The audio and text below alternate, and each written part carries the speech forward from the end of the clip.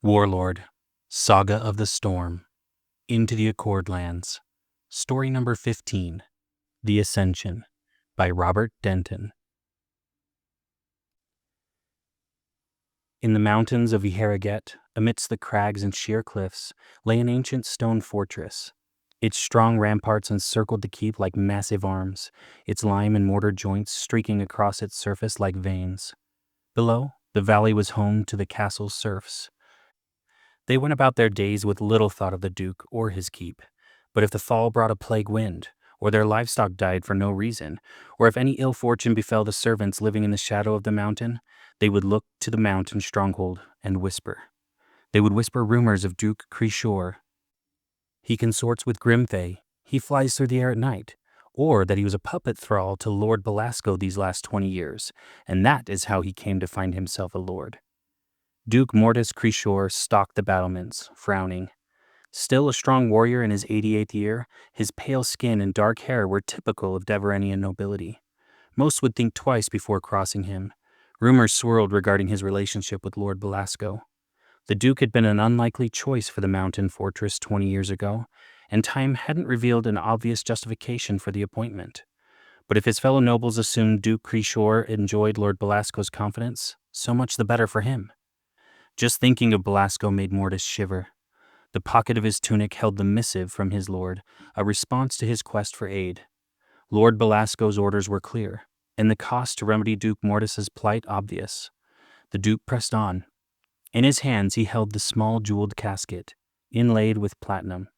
Lord Belasco had sent the Corvet, a dark elven wizard, to collect payment in return for a solution to the Duke's dilemma.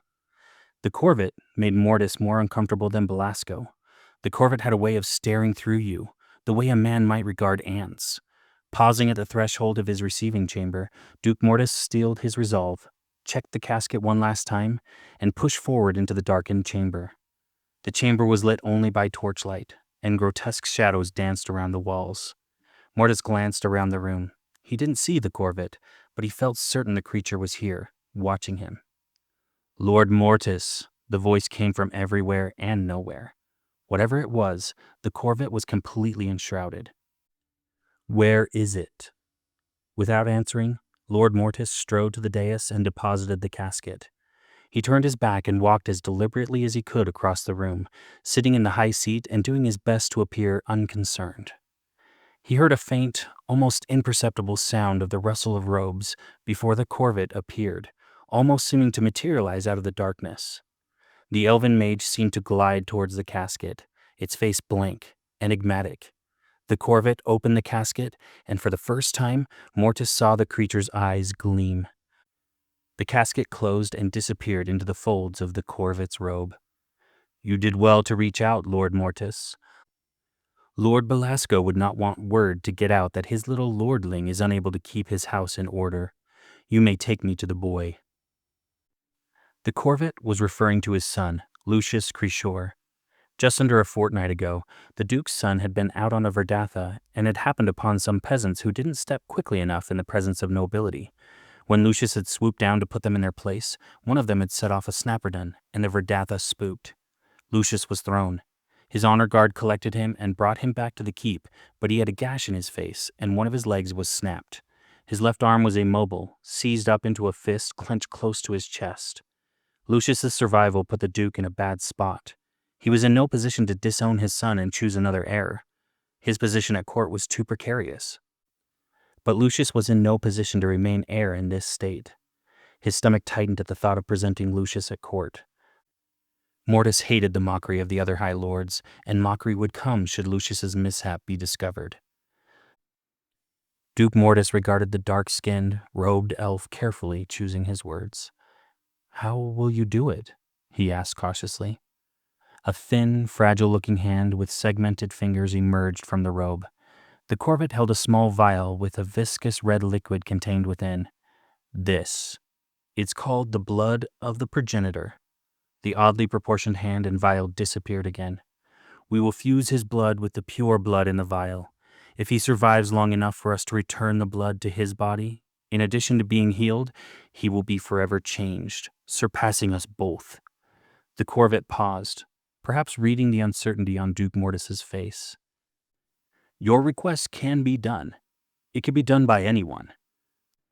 The forests around the vale below are full of mindless creatures, each testament to the truth. It can be done. Does he need to go mad? No, not at first, and perhaps not at all.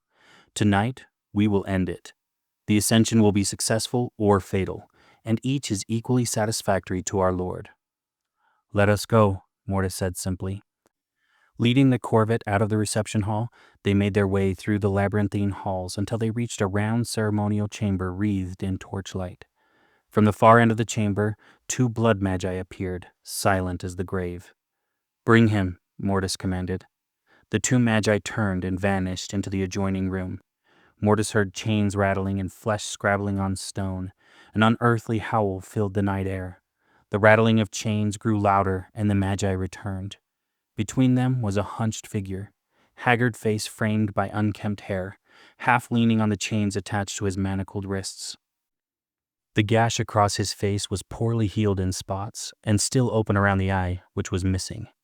He favored his left hand, which appeared maimed, and he dragged his right leg behind him, his right shin bone broken in 2, the splintered edge of the pale blue bone exposed. The magi pulled the man into the center of the room and secured the chains to black iron rings bolted into the floor, and then stepped back. The man screamed again, his mind broken by the prolonged pain. The noise cut through Mortis like a knife. "It ends tonight, Lucius. It's almost over," Mortis said softly. Silently, Lucius mouthed, "Father, please."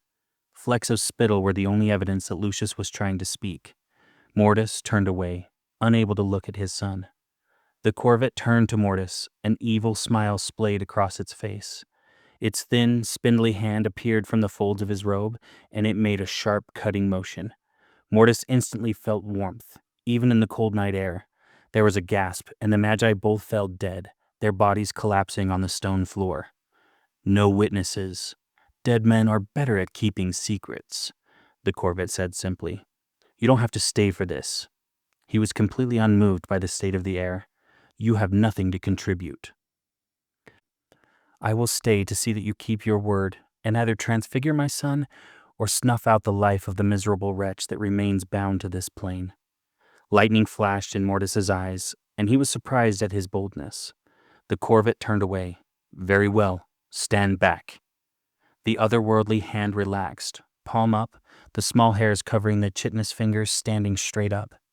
The corvette's other hand appeared, delicately holding the small vial of blood-red liquid. The corvette's face relaxed and his eyes closed.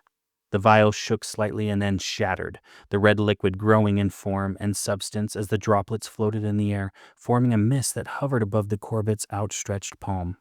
The droplets swirled, coalescing into an orb that began to glow and pulse with an unearthly crimson light. The corvette's other arm slashed through the air suddenly, and Lucius let out a guttural howl as if struck by a blow. Mortis watched in horror as his son's face began to shake, and then he gasped as more red mist, a miasma of red, poured out of Lucius's eye, his mouth, his open wound. The miasma streamed through the air towards the corvette, before plunging into the red orb growing in the corvette's palm. The stream from Lucius appeared to feed the orb until it doubled in size. After a long second, Lucius stiffened and collapsed. The deep red pulsing of the orb quickened, and the red went from a deep maroon to a bright crimson. The corvette, almost nonchalant, opened his eyes and regarded the orb of swirling mist. Seemingly satisfied, and completely ignoring the horrified Duke, the corvette extended their arm forward, the spindly fingers plunging into the orb. An eddy of red shot from the orb, quick as a flash. It connected with the broken body of Lucius Crishore and enveloped him. Lucius screamed. His breath returned to him, his body no longer desiccated. This time, not the scream of a mindless animal. This was a scream born of frustration, pain, and rage. "Father!" The shrillness of the exhortation unsettled Mortis. Through the deep red mist, he could hear the rending of flesh, nails on stone, the tearing of the clothes draping Lucius's ruined body. Mortis could almost make out Lucius's features in the red vortex. The gaping wound closed, and the socket regrew its eye. His mouth healed, and then his lower jaw protruded with a sickening snap. The vortex glowed even brighter. Mortis thought the mist of blood hanging around his son like a regenerative chrysalis had begun to cloud his view. His son's pale skin had started to take on a markedly gray sheen. As the blood flowed back into Lucius's body, Mortis could see his now powerfully muscled arms and legs, ending in clawed hands, and his feet had split the moccasins he'd worn in captivity, talons protruding from what appeared to be some sort of paws. The sallow face now had a fully articulated jaw, and his nose had protruded to the point of having a flat, double-slitted snout. His shock of black hair blew in the wind, revealing the almost furry skin of his neck and chest. With a final scream, the storm broke, rain streaming down on the three of them. Lucius flexed his arms, snapping the chains holding him to the floor, and bent forward, almost appearing to stumble in his new mighty form. He shuddered, and then a mass appeared, grotesque, unbidden from his back. His shirt fully ripped off, revealing a leathery skin covering a powerful chest. Lucius stood up and unfurled wings that protruded from the mass. Crouching slightly, he then sprang up, fully extending his new appendages and alighting in the air above the parapet. A new sound split the air. Laughter. Mortis gazed up at the creature circling the castle. "And he is healed? Is he still my son?" Mortis choked on the question. The corvet turned, as enigmatic as ever.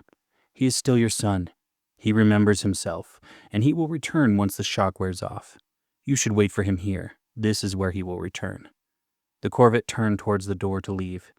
"He will be able to adopt his old form, as he sees fit. You have your son back."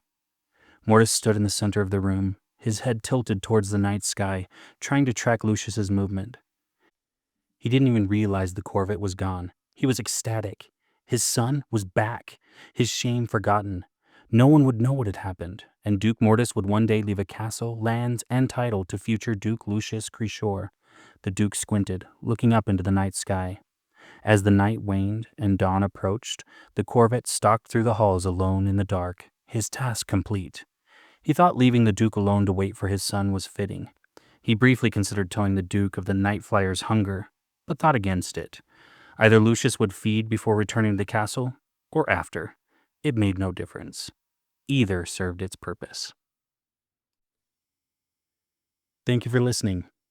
Please like and subscribe, and return for our next story, story number 16, The River by Graham Moyer.